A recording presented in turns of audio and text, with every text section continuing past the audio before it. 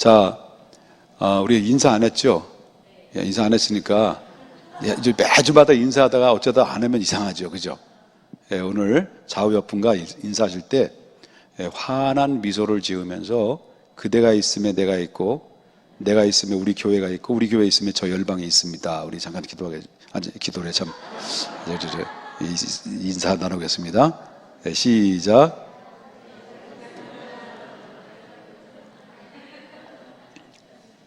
근데 너무 간단해. 나는 길게 했는데요. 저 여러분에게 물어보겠습니다. 여러분 하나님 사랑하시잖아요, 그죠? 사랑하는 이유가 하나님의 나 같은 죄인을 그리스도를 보내주셔서 나를 여태까지 묻고 있었던 율법과 죄를 예수님이 십자가와 함께 다시 죽게 해주시고, 다시는 우리의 율법과 죄를 나를 묶지 않고 괴롭히지 아니하고 예수님의 죽은 자 가운데서 부활하셔서 예수님과 나와의 관계가 새로운 생명의 관계가 됐다는 거죠. 그것은 바로 그리스도의 연합으로 이루어진, 그리스도와 함께 연합으로 이루어진 엄청난 사건입니다. 이거는요. 믿으시면 아멘해요. 너무너무 감사. 그래서 우리는 하나님 앞에 사랑을 입은 사람들이라는 것을 보게 되는데, 아까 질문을 하고자 했던 것이 뭐냐면, 여러분 하나님을 사랑하고 하나님을 사랑한다고 고백을 했는데, 우리가 하나님을 향해서 이제 헌신을 하게 되잖아요. 하나님을 사랑하기 때문에 헌신하지, 하나님을 사랑하지 않는 하나님을 우리가 어떻게 헌신합니까? 이게 하나님을 사랑하지 않는 헌신은 이게 바로 율법이에요. 율법이에요. 사랑하지 않는 건데 강요에 의해서 하지 않으면 벌을 받는 거기 때문에 이건 고집 하야만이 되는 거죠. 이게 율법이죠. 그런데 사랑하게 되면 어떻습니까? 사랑하는 분을 위해서 살아가게 되는 거죠. 그때부터. 여기에는 바로 억지로가 아니에요. 기쁜 마음이에요. 자원하는 마음이에요. 그래서 여러분이 구원받기 위해서 살아가는 것이 아니라 구원받았음에 감사해서 하나님 앞에 믿음 안에 살아가는 거예요. 이거의 차이예요. 그렇기 때문에 여러분 질문 던져주는 건 뭐냐면, 하나님을 향한 최고의 헌신이 뭘까라는 거예요. 여러분 하나님 앞에 우리 헌신 예배 드리잖아요. 헌신 예배를 드리는데 헌신의 결단을 하면서 정말 헌신의 가장 기본적이고도 중요한 거 있어요. 그럼 하나님을 향해서 최고의 헌신의 표현이 뭐고 헌신의 결단이 뭘까? 그게 뭐냐면 여러 가지 있습니다. 믿음도 있고 또 헌금 많이 하는 것도 있고 봉사하는 것도 있지만, 그러나 가장 하나님을 향한 그 헌신의 표현은 감사예요. 감사라는 겁니다. 감사는 어떤 감사입니까? 하나님의 은혜를 은혜로 여겨주는 거예요. 하나님이 베푸는 은혜를 내가 은혜로 여겨지고 그걸 감사로 표현하는 겁니다. 이게 정말 최고의 감사예요. 그리고 하나님을 향한 헌신의 최고의 헌신은 하나님께 대한 감사한 마음 표현하는 거예요. 그러니까 하나님은 그걸 기뻐하시는 거죠.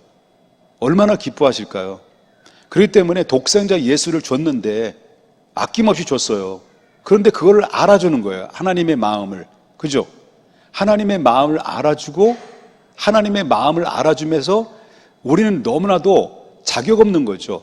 자격 없는 나에게 무엇인데 이렇게 나를 사랑하셔서 일방적으로 나에게 베푸르신 은혜를 허락하셨냐는 거죠.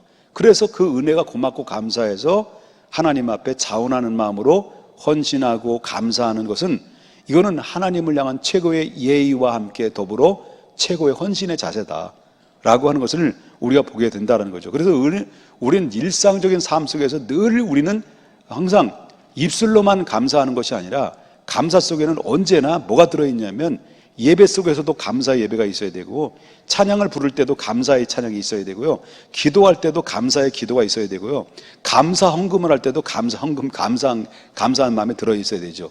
그죠? 그리고 무엇인데 어떤 하나님을 향한 연계된 부분들만큼만은 절대로 우리는 뭐가 빠지면 안 되냐면 감사가 빠지지 않으면 안 된다라는 것을 우리가 보게 됩니다. 그 성경에 나오는 사람 중에서는 대표적으로 감사함으로 말미암아 하나님께로부터 크게 정말 인정받고 축복의 주인공이 된 믿음의 거장들이 많이 소개되고 있죠. 믿음의 거장들이 소개되고 있는 것 중에서, 속에 있는 분들 중에서 몇 분을 소개한다면 그 중에 성경에 나오는 다니엘이라는 사람이죠. 이 다니엘이라는 사람은 어떤 사람이냐고 한다면, 어떤 사람이냐면, 다니엘은 유다 나라에서 살다가 16살 정도 됐을 때, 젊은 어린 나이죠. 그 바벨론의 침공에 의해서, 느부갓네살 왕에 의해서 침공을 하죠. 침공하는데 유다가 쫄딱 망해요. 나라가 완전히 통째에 말아먹은 거예요. 그래가지고 결국 어떻습니까? 젊은 사람들이 다 포로로 바벨론으로 끌려왔는데, 그 포로로 끌려온 사람들 중에 누가 들었냐면 이 다니엘이라는 젊은 청년이 들어있던 거예요. 소년이죠, 소년. 들어와서 그 다니엘, 느부갓네살 왕궁에서 그가 그 안에서 거하면서, 바로 그들은 인재였습니다. 다니엘뿐만 아니라 그 다니엘의 3명의 친구가 있는데 누구죠? 사드락과 메삭과 아벳느고예요.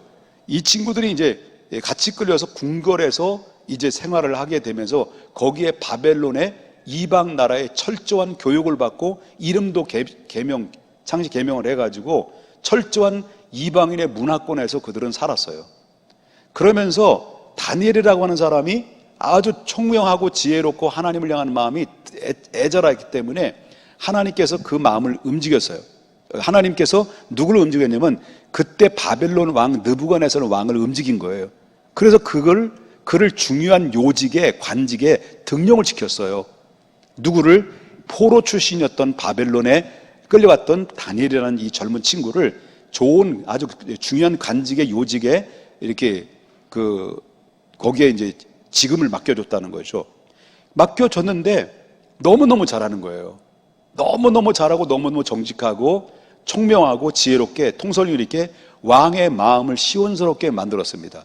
그래서 왕의 두툼한 신임을 얻어서 왕에게 중요한 직책들이 있는데, 그 중요한 직책을 누구에게 맡겼냐면 다른 사람에게 맡기는 것보다는 다니엘에게 맡겼어요. 그만큼 믿을 만하고 신뢰할 만하니까, 성실하니까 맡긴 거예요. 내가 어떤 자매하고도 이제 그 상담적인 직장 문제 때문에 상담을 한 적이 있는데요. 그건 바로 뭐냐면, 직장을 하다 생활할 때, 처음 직장을 할 때 두려움이 있죠. 새로운 사람들이 만나는데 생소하고, 그리고 또 이 사람들이 센 사람인지 아니면 좋은 사람인지 나쁜 사람인지 정말 두려움이 있잖아요. 그럴 때 이럴 때 우리는 미리 걱정하면 안 된다. 가서 부닥쳐 보면 그 안에서 정말 요셉처럼 최선을 다해서 불평불만하지 말고 성실하게 일을 하라. 그 안에서 최고의 낮은 자리에서 청소하는 부분이든지 남이 손이 가지 않는 부분이든지 그 안에서 최선을 다하다 보면 그 성실과 열심을 다하는 그 모습이 결국은 뭡니까? 모든 사람들의 눈으로 보게 되고 귀로 듣게 되고, 그리고 그들은 말을 통해서 이 사람이 점점점 신임을 얻게 되면 이 사람은 점점 사람들 앞에 리더십에 세워지게 되고, 그 안에 영향력 있는 사람이 언젠가는 세워지는 데는, 바로 뺀질거리면서 잔머리를 깨는 사람들은 처음에는 잘 나가는 것 같지만 나중에는 낙후되지만은, 어떤 때는 정말 미련 곰탱이 같아서도 결국 성실하게 자기 주어진 일에 최선을 다하는 사람은 사람들 앞에 처음에는 인정받지 못할는지 모르지만 나중에 사서는 저 사람 괜찮구나, 저 사람 참 진국이구나, 순국이가 아니라 순국이 왔어요? 진국이구나. 그래서 이렇게 진국이다라는 말을 들어요. 그러면 이 사람은 이제 그때부터 탄력을 받아서 승승장구하는 거예요. 바로 다니엘이 그런 적이에요. 그래서 다니엘이 뭐냐면 그때 당시에 느부갓네살 왕이 죽고 벨사살 왕이 됐어요. 벨사살이 왕이 바뀌었어. 그 다음에 벨사살 왕이 된데도 그 총리직을 그대로 직임을 다니엘에게 맡긴 거예요. 그 다음에 벨사살이 죽었어요. 그 다음에 메대와 바사라는 나라가, 그 메대 파사, 페르시아와 메대 나라하고 같이 연합을 해서 바벨론을 침공해서 바벨론을 쫄딱 망해버렸어요. 근데 이 메대 나라의 왕이 누구냐면 다리오 왕이었거든요. 이 다리오 왕인데 왕이 3명이 바뀌었어요. 근데 그때 다리오의 왕의 그 메대 나라가 통치를 했을 때 그 땅덩어리가 얼마나 컸는지, 그 땅덩어리가 120도예요, 120도. 우리나라는 뭐예요?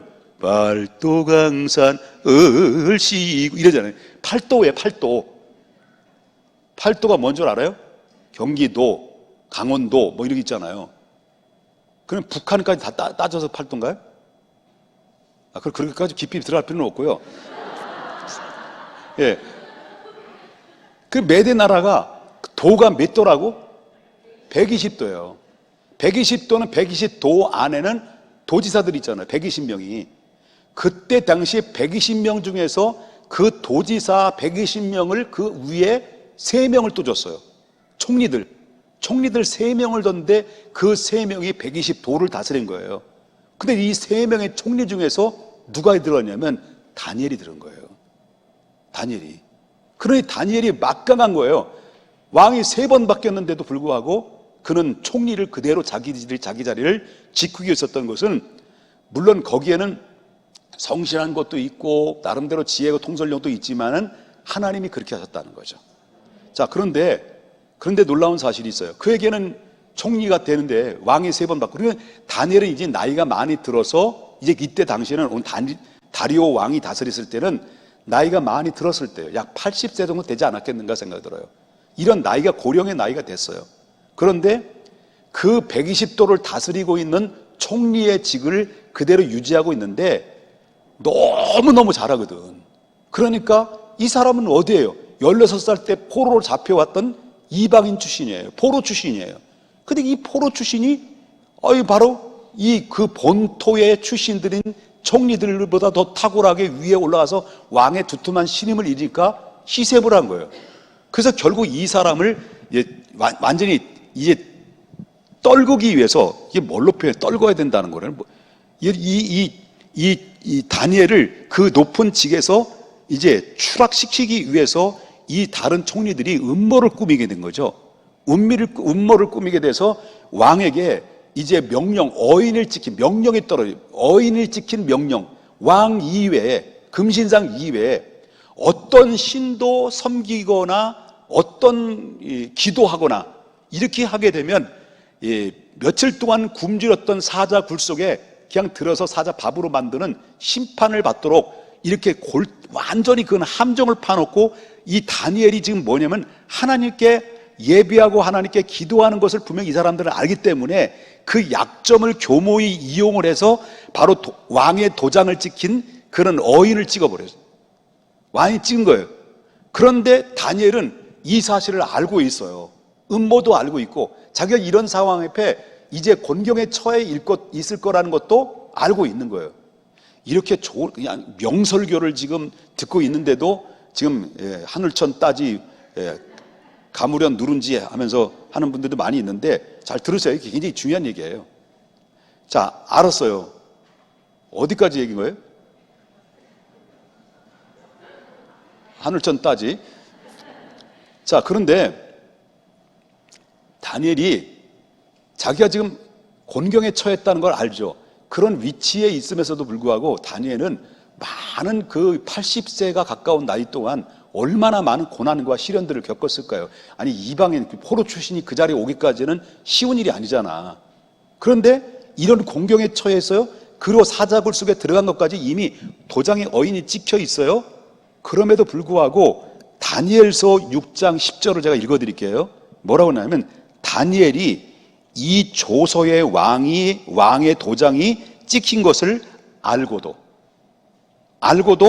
자기 집에 들어가서 윗방에 올라가 가지고 에루살렘을 향해서 창문을 열었어요. 창문을 열고 전에 하던 대로 하루에 3번씩 하나님 앞에 무릎을 꿇고 기도하며 하나님께 뭐라냐면 마지막에는 감사했다 그래서 감사. 지금 감사할 조건이 있어요? 다니엘에게 지금 상황에 감사할 입에서 감사가 나올 수 있어요? 없는 거예요. 자, 이것은 아까도 말씀드렸지만 다니엘이 이 조서의 왕의 도장을 찍힌 것을 알고 있음에서도 불구하고 그는 바로 예루살렘에 바라보면서 하루에 창문을 열고 3번씩 무릎을 꿇고 기도하면서 하나님께 감사했다. 저는 하던 대로 자기 하는 것을 멈추지 않고 그냥 하던 대로 한 거예요. 이것은 뭐와 같으냐면 오늘날 코로나 발생을 통해서 정부에서 기독교만 콕 찍은 거예요. 기독교만 콕 찍은 거예요. 물론 그 사람들도 이해가 돼요. 납득도 돼요. 그렇지만 아니 절간에는 코로나 발생 안 됐나요? 절간에도 발생됐고 천주교도 발생됐고 불교에도 마찬가지예요. 어디든지. 그리고 저 이태원의 이태원의 그이들 있죠. 그이들 다 잡혀가는 거예요. 다 잡아가는 건데 다 잡혔는데 그이들은 그에서 다시 재발이 돼가지고 지금 이런 상황에 왔단 말이야. 그럼 이런 사람들이 있을 때는 아무런, 거기에는 막 사람이 몇 터져요. 가봐 한번. 아니 안 가봐서 모르잖아. 나도 모르지만. 그리고 보니까 블랙 있어요. 깜깜한 방에, 아무도 없는 깜깜한 방에 이름도 안 돼. 그래서 그이들이 모여가지고 서로 거시기하는 방도 있어. 이거는 완전히 그냥 노출이에요. 노출. 아니 가발이 아니라 클럽에 가서 사람이 막 모여서 이것도 벗지 않고, 이것도 훌라당 벗고, 그래서 나이트 클럽에서 막 스텝 잡고 막 술 먹고 이렇게 칩 튀고 하는 거는 인권이다. 인권. 그이들이 인권이기 때문에 단 한마디도 말을 못했단 말이에요. 어디 매스컴에서 그 사람들에 대해 인권에 얘기한 적이 있어요? 떠드는 적이 있어요? 한마디 떠든 적이 없어요.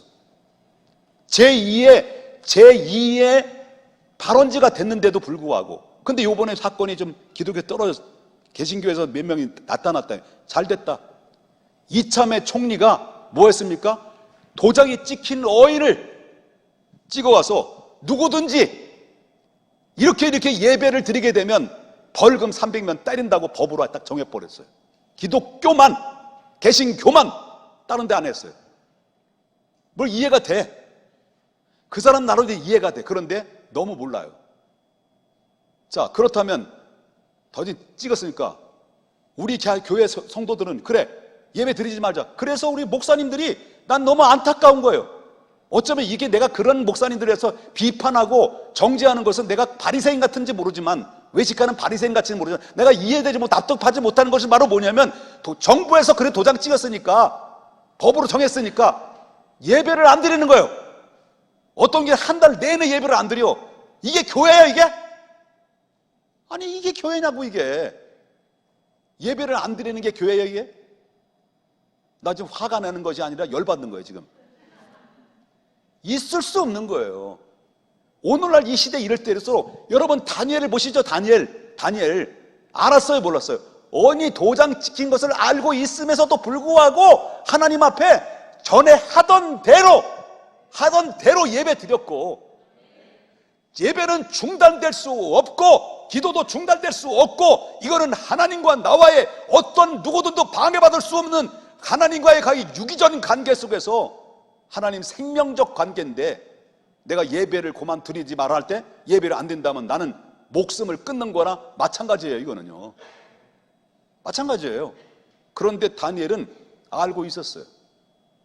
전에 하던 대로 예루살렘을 바라보면서 하루에 3번씩 하나님 앞에 무릎을 꿇고 하나님 앞에 기도하면서 뭐예요? 감사할 수 없는 가운데서도 감사 예배 드렸다.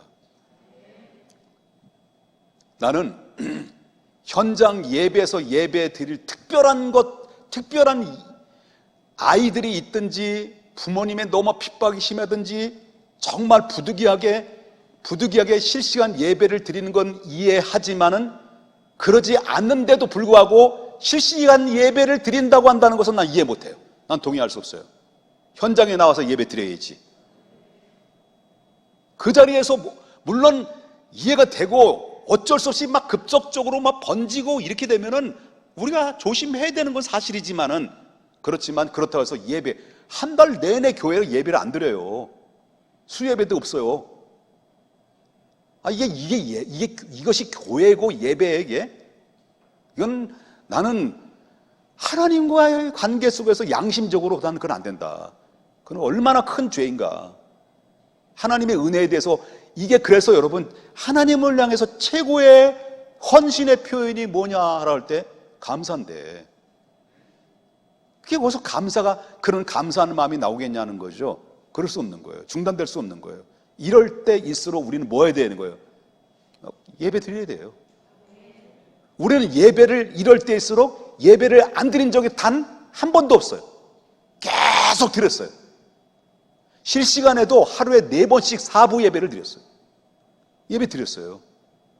그러면 평택중앙교회 잘났고 나머지는 못났다, 그건 아니에요. 그것은 바로 뭐냐면 이게 정상인데 마치 이게 잘못된 것처럼 오인받아서 이게 바로 비진리가 진리로 바뀌어지고 비진리가 진리로 바뀌어 진리가 비진리로 둔갑해버리는 이래 본질이 비본질로 뒤섞여서 지금 뭐가 진리인지 뭐가 본질인지 지금 대혼란의 가운데서 빠져들고 있다. 그런 성경을 봐라. 성경을 정확하게 보면 바로 다니엘은 왕의 도장에 어인이 찍힌 것을 알고 있음에서도 불구하고 여전히 하나님 앞에 예루살렘 창문을 열고 예루살렘에서 향해서 바라보면서 하루에 3번씩 기도했지요. 그 다음에 감사를 잃어버리지 않았다. 이게 헌신이에요. 아멘. 또 한 사람 소개해드립니다. 믿음의 거장이죠. 다니엘은 포로 출신이고 이 사람은 이방인 출신이었어요. 누가복음 17장에 나오는 말씀인데 10명의 문둥병 환자가 나오잖아요. 그죠? 10명의 문둥병 환자가 나오는데 예수님이 지나갔어요. 10명의 문둥병자들이 지금 예수님이 지나간다는 소문을 듣고 이게 마지막이라는 생각이 든 거예요. 10명이 함께 모여서 일심으로 하나님 앞에 예수님 앞에 통성 기도를 해요. 나사렛 예수여, 다윗 자손 예수여, 우리를 불쌍히 여겨주십시오 라고 간절히 간청하고 간절히 기도했을 때 예수님이 가던 길을 멈춘 거예요. 멈추면서 그 10명을 향해서 문둥병자들을 향해서 나병 환자죠. 나병 환자들을 통해서 뭐라고 선포를 하냐면 가라 너의 몸을 제사장에게 보이라. 자, 그 말을 들었던 10명의 제자들이 예수님의 말씀이 떨어지자마자 등을 돌리고 자기 고향 땅으로 앞으로 간 거예요. 가다가 보니까 주님의 말씀대로 가다 보니까 가는 중에 온몸이 만신창이가 됐던 문둥병이 갑자기 깨끗하게 치료를 받게 되는 거예요. 완전히 치료를 받게 된 것을 자기가 몸으로 느낀 거죠. 느낀 거예요. 왜 어떻게 느끼겠습니까? 나병 환자의 특징은 바로 뭐냐면 감각이 없는 거예요. 꼬집어도 아프질 않아. 그런데 서서히 몸에서 기운이 쏙 올라와요. 내가 안면 근육을 신경마비가 있었잖아요. 안면마비, 말하자면 이 구안화사라고 그러죠. 한쪽 반쪽이 마비가 돼가지고 입이 돌아갔었어요. 돌아갔는데 아무리 반응이 없는, 아무리 눌러도. 근데 이게 회복되려니까요, 뭐가 꿈틀꿈틀해서 실룩실룩 하면서 실성한 사람처럼 이랬단 말이에요. 그러면서 이게 반응이 보이면서 돌아오더라고요. 나병 환자도 그랬을 거 아니에요. 이렇게 여러분처럼 지금 그런 걸 경험하지는 못해서 모르겠지만 저같이 입이 돌아갔을 때 돌아오지, 한 달 동안 돌아오지 않았을 때 거기에 대한 조급증, 너무 간절함, 이런 것들은 경험하지 않으면 몰라요. 그런데 이게 조금씩 실룩실룩거리면서 반응이 보일 때 얼마나 기쁘고 얼마나 좋은지 몰라요. 근데 이 나병 환자들이 그랬을 거예요. 흥분했을 거예요. 그러니까 막 흥분해가지고 자기 고향 땅으로 가다가, 근데 누가, 읽어드릴게요. 누가복음 17장 15절과 16절에 보니까 그 중에 한 사람이 자기가 나은 것을 보고 큰 소리로 하나님께 영광을 돌렸다고 그랬어요. 그 현장에서. 자, 그럼 같이 갔을 거 아니야. 같이 가다 났을 거 아니야. 근데 한 사람이 막 소리를 지르면서 하나님 막 감사합니다라고 막 소리를 지르고 막 대빵으로 했단 말이에요. 근데 나머지 9명은 없는 거예요. 그냥 간 거예요. 모르는 척하고 가는 거예요. 근데 한 사람만 가다 멈춘 거예요. 그리고 나서 돌아서서 영광을 돌리고 난 다음에 현장에서 돌아온 거예요. 누구한테 돌아왔을까요? 자기의 명령했던 예수님 앞에 돌아와가지고 그 발 앞에 엎드려 하나님 예수님께 감사하니. 감사. 이게 바로 최고의 헌신은 예수님의, 나를 고쳐주신 예수님의 마음을 알아주고 거기에 대한 감사한 거예요. 최고의 감사와 헌신이 뭐냐면 나를 구원하신 그 하나님의 은혜에 대해서 감사하는 거예요. 하나님의 은혜를 알아주는 거예요. 인정해 드리는 거예요. 근데 여기도 문둥병 환자도 이거는 유대인이 아니에요. 어떤 사람이? 이방인이에요. 다니엘도 이방인이었고 이 사람도 이방인이었는데 예수님 앞에 엎드려 감사하니 이 사람은 사마리아 사람이라. 그래서 그 상황을 보고 예수님이 뭐라고 이야기를 하셨냐면 예수께서 대답하여 이르시되 10명의 사람이 깨끗함을 받지 아니하지 않느냐, 9은 어디 있느냐, 그 얘기를 한 거예요. 그러면 예수님이 바라고 원하는 것은 뭐냐면 치료해 주는 것도 치료해 주는 것지만은 바로 치료해 주시는 분이 누구인가를 알고 그리고 그분에게 감사하고 그분의 능력을 인정하고 그분에게 영광을 돌리는 그것을 하나님이 기대한 건데 바로 그들은 다 도망가 버리고 그리고 그들 사마리아 사람만 남아서 예수님 앞에 발 앞에 엎드려서 감사했다는 것은 가라 내 믿음이 너를 구원했다는데 10명 중에서 9명은 몸은 치료받았지만은 그러나 영혼 구원받지 못했어요. 여러분 중요한 것은 아무리 몸이 치료받는다라도 영혼 구원받지 못하면 말짱 꽝이에요. 그런데 이 사마리아 사람은 하나님께 영광을 돌리고 뒤를 돌아와서 자기를 치료해 주신 주님 앞에 찾아와서 엎드려서 감사했단 말이에요. 그랬더니 가라 내 믿음이 너를 구원했느니라 했을 때 믿음이 너를 구원했다라는 말은 뭡니까? 이 사람은 육체적인 문제도 해결받았고 뭐도 구원받았다는 거예요? 영혼도 구원받았다는 거예요. 어디에서? 나를 치유해 주신 은혜를 감사해서 드려지는 행위가 결국 어떻습니까? 이 사람은 결국 기적을 맞고 위대한 영적인 구원의 은총을 반열해서 위대한 하나님의 거성이 됐고 거인이 됐다는 것을 우리가 보게 된다라고 하는 거죠. 이것은 그만큼 이걸 뭘 얘기해 주냐면 예수님이 이렇게 여기서 이 말씀에 나오는 10명의 문둥병 환자 중에서 한 사람을 얘기하는 이유는 바로 뭐냐면 그만큼 하나님의 은혜를 받는 사람들은 많이 있는데 감사하는 사람들은 대학에 시험 보는 것보다 더 어렵다.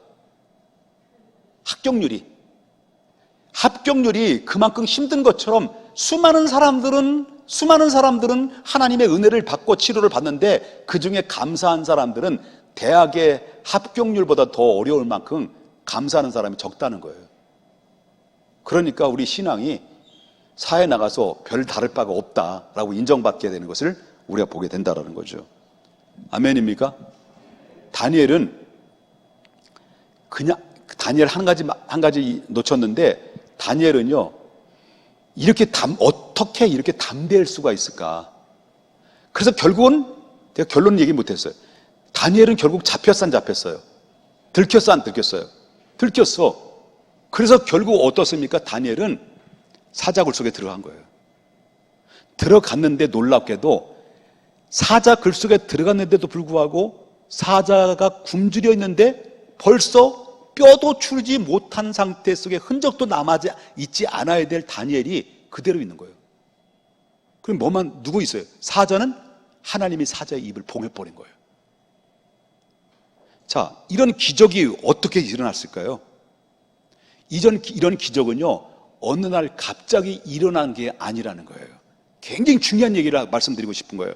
어느 날 갑자기 이루어진 것이 아니라 바로 이런 기적들은 어느 그때 당장 문제 만났을 때 갑자기 하나님 앞에 기도하고 살려주세요. 어머나 깜짝이야 하고 하나님 제발 살려주세요 해놓고 갑작스럽게 사자굴 속에서 건진받은 게 아니라 다니엘은 포로로 끌려올 때부터 쉬지 않고 그가 하나님을 향해서 드린 게 있어요. 그게 바로 뭐예요? 어인이 찍힌 것을 알고도 매일매일마다 하루에 3번씩 하나님 앞에 기도하는 거예요. 기도는 쌓는 거예요. 여러분 예배도 쌓는 거예요. 어떤 상황 가운데서도 어떤 방해 가운데 있을지라도 예배는 그들은 목숨처럼 다니엘은 지켜왔던 거예요. 갑자기 한 게 아니에요. 했던 대로 하는 거예요. 우리 중앙교회도 지금 도장이 찍혀서 300만 원 때린다 하더라도 우리는 지금 하고 있는 대로 지금 하고 있는 거예요. 나름대로 지켜가면서 하고 있는 거예요. 우리 불법한 거 없잖아요. 예? 그런 것처럼 중요한 것은 철저하게 하나님을 향한 예배를 하던 대로 하는 거예요. 기도도 금요기도 하는 거예요. 그냥 가는 거예요. 가는 거예요. 그러면 결국 어떻습니까? 다니엘이 어느 날 갑자기 그렇게 사자를 입을 주둥이를 막아놓은 게 아니란 말이에요. 이름이 평상시 때요, 젊었을 때, 포로로 16살 때부터 끌려올 때보다 다니엘은 한 번도 쉬지 않고 행했던 것이 바로 쌓아놓은 게 있어요. 쌓아놓은 게, 그게 바로 뭐냐면 기도하고 하나님께 예배예요. 여러분, 갈멜산 성산에서, 아이고 너무 길었네. 아이고 시간이 벌써 이렇게 갔어요? 예, 미안해요. 예, 좀 더 해도 돼요? 예, 감사해요. 오늘따라 알아놨습니다. 근데 질투하는 거예요? 자, 엘리야 있지, 엘리야. 엘리야 알아? 엘리야 누군지 알아요? 엘리야가 갈멜산 성산에서 뭐 어떤 일이 벌어졌어요? 바알신, 아사레신 850명과 맞짱 뜬 거예요. 맞짱 떠가지고 누가 살아있느냐, 누가 신이 살아있느냐 해가지고 바로 제단 위에 거기다 재물을 올려놓고, 제단 위에 돌을 쌓고 그 위에 나무 올려놓고 그 다음에 재물을 올려놓고 거기다 물을 부어요. 그리고 몇 해 또랑에 물이 다 가득하게 채워질 때까지 물을 다 붓고, 그리고 각자의 자기가 믿는 신을 섬기는 거예요. 신께 구하는 거예요. 그래서 거기서 하늘에 불이 떨어지는 신이 진짜 신이다. 만약에 불이 안 떨어지면 서로 죽음을, 목을 내는 거예요. 목을 치기로 돼 있어요. 그럴 때 바알신과 아세라신을 섬기는 모든 제사장들이 바알이요 바알이요 막 불을 내려주시라고 막 했는데도 불이 임하지 않은 거예요. 계속 밤이 늦게까지 하는데도 불구하고. 그래서 자기 온몸을 학대하고 막 새고랑이 뭐 개고랑이고 뭐고 막 온몸을 긁어대가지고 피투성이가 난자됐는데도 불구하고 이들은 아무런 신호가 오지 않은 거예요. 근데 다니엘은요, 너희들 꺼져, 잠깐 기다려봐. 그래 놓고 다니엘은 하나님께 기도하는데, 알아. 좀 있으면 나와. 이 엘리야는 하나님께 기도를 하는데, 기도는 하나님의 백성들에게 하나님의 살아계신 것을 보여주십시오. 하늘에서 불을 내려주십시오라고 하나님 앞에 기도하는데, 기도가 가만히 보면 3분도 안 돼. 기도의 내용이 3분이 뭐요? 15초 정도밖에 안 돼, 그 내용을 보면. 근데 잠깐 그냥 기도했는데 하늘에서 불이 떨어진 거예요. 제단을 싹 핥아버렸어요. 또랑까지 있는 물까지 다 핥아버렸어요. 그리고 나서 백성들, 이스라엘 백성들이 여호와는 살아계신다 하놓고 막, 옛날에는 그러지도 않던 사람들이 몰려가지고 하는 거예요. 그러니까 막 이 엘리야를 둘러싸이는 사람들이 막 엘리야를 지지를 보내죠. 그래가지고 850명을 처단해 버렸잖아요. 엘리야가 어느 날 갑자기 불을 내려서 불이 떨어지게 한 게 아니에요. 이렇게 되기까지는 엘리야는 너무나도 전에부터 너무나도 많은 기도로 쌓아놓은 게 있기 때문에 결정적일 때 한 방 때린 거지. 그렇기 때문에 여러분, 예배를 쌓는 거예요. 기도도 쌓는 거예요. 여러분, 금요 기도에도 나와서 계속 쌓는 거예요. 그래서 결정적일 때, 중요할 때 하나님 앞에 기도했을 때요, 그때 하나님 응답이 오고 하나님 모든 피할 길을 주시고 감당치 못할 시험을 주지 않는다 했습니다. 우리가 그래야 되는 건데 이게 잘못된 거예요 지금.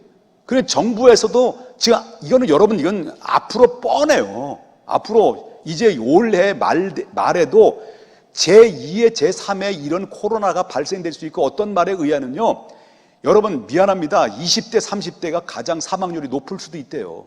이거는 그냥 음모여며 전에 들은 얘기예요. 진리는 아니니까. 그럴 수도 있어요. 그러면 앞으로 더 예배 드릴 수 있는 시간들이, 그런 모든 자유함이 좁혀지게 됐죠. 이참에 잘 됐다, 교회 문 막자, 그 교회 입을 막자, 예배 못 드리는 상황이 될 수 있단 말이에요. 이럴 때 그래? 그러면 안 되겠네, 나도 바이러스 걸리겠네. 그래서 교회를 안 나올 사람들이 많이 있고, 정말 나올 수 있는 사람들만 나오는데, 나올 수 있는 사람들만이 누구냐면 여러분들만이에요. 이 아니라, 또 이 방송 예배 들으신 분들은 굉장히 기분이 나쁘실 것 같아서, 또 이제 나도 먹고 살아야 되니까 여분을 남겨놔야지. 여러분, 정리합니다. 한 분 더 있는데 그분은 이제 좀 나중에 얘기를 하시고, 정리합니다. 물어보겠습니다. 하나님 사랑하시죠? 하나님의 은혜를, 여러분 은혜 감사하잖아요. 근데 하나님을 정말 최고의 하나님을 향한 최고의 헌신의 표현이 뭐냐면 감사라고 그랬어요. 감사는 그냥 어느 날 갑자기 감사하는 것이 아니라 늘 하던 대로, 평상시 하던 대로 계속 성실하게 쌓는 거예요. 우리 교회가 30년 동안 그냥 하던 대로, 금요 기도에도 한 번도 중단한 적이 없고 계속 30년 동안 해왔던 대로 하다 보면 이것이 바로 뭐냐면 영적인 에너지가 쌓여져서 어떤 상황 가운데도 멘탈이 무너지지 않아요. 계속 쌓아지는 거예요. 그래서 승리자가 되는 거예요.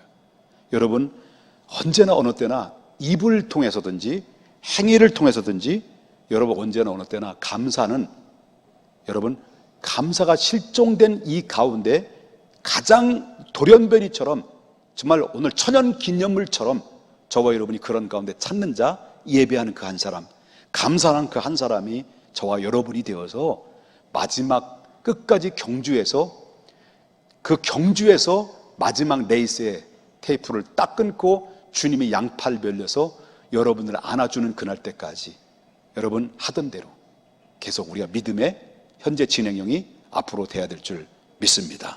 기도하겠습니다.